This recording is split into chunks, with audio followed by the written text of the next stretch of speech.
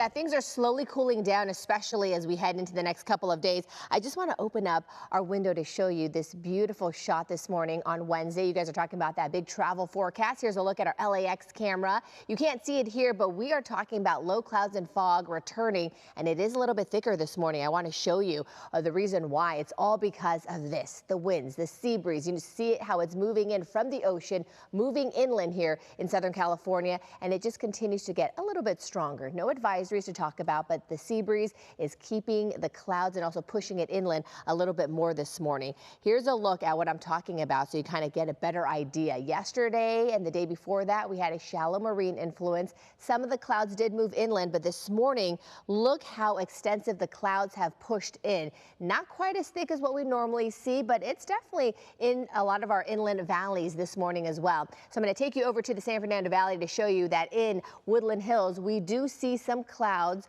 right to the south of the city, and then we do have some patchy low clouds and fog in Simi Valley, but the clouds have not made its way into the Santa Clarita Valley, so the Santa Clarita Valley waking up this morning to more of the clear skies. Here's a look. Obviously, we do have the clouds near the coast, Manhattan Beach, and also Long Beach, and then as we head into Orange County, we're seeing some clouds in Cypress this morning. Anaheim, you're waking up to some gray skies as well, and then as we head into the Orange County, southern Orange County, a lot of the clouds have banked up against the Santa Ana Mountains. The only area looking pretty clear is the Inland Empire, and that's a good indicator that because they don't have a lot of clouds this morning, especially in Ontario or Lake Elsinore, that once the clouds clear and once the sun comes up, we're definitely going to start to feel the temperatures go up. Here's a look at all of the highs today. So areas like Lake Elsinore, you're going to continue to see those temperatures in the low 90s. Same with San Bernardino. Temperatures are going to be in the low 90s, not as hot as the last couple of days, but we're still in the 90s. And then you can see here as I walk along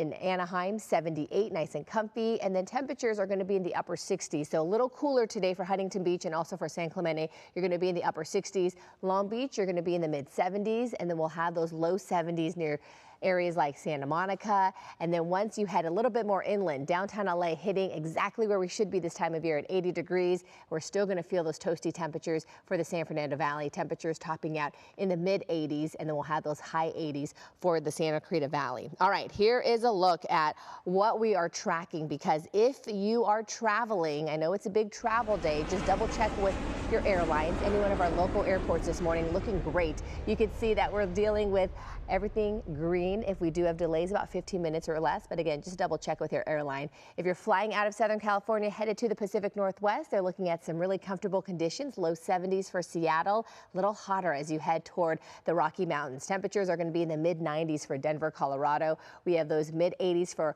Oklahoma City, mid 80s also for San Antonio, Texas. Remember, this is the time of year where all that humidity comes in, and then this is why it's going to feel even hotter than what the thermometer is reading. So the eastern seaboard dealing with some showers in New York, mid 80s, and then we have mid 80s for Washington, D.C., 90s for Atlanta. Obviously not as hot as what they were feeling this time last week, but definitely still hot and muggy. Here in Southern California for the 4th of July, we're going to wake up to more clouds, and then those temperatures gradually start to warm up, and then it's going to feel very similar to what we're dealing with today, because we will see a dip in temperatures on Thursday. You could see the coolest day of the week for LA and Orange County in the upper 70s, and then by 4th of July back into the 80s, and then we just continue this warm streak as we go into the start of next week. Computer models are showing that we are looking at a strong high pressure system that's really going to boost those temperatures up, so it will start to feel really summer-like as we head into next week. 92 today for the valleys with upper 80s the next couple of days. Then those 90s return by the weekend. Low 90s for the Inland Empire from now through 4th of July with triple digits expected next Tuesday. Kalina.